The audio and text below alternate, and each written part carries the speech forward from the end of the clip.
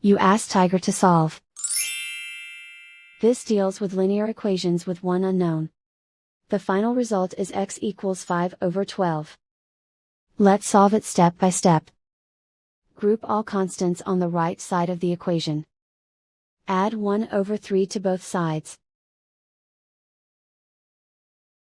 Combine the fractions. Combine the numerators. Reduce the zero numerator. Simplify the arithmetic. Find the lowest common denominator. Multiply the denominators. Multiply the numerators.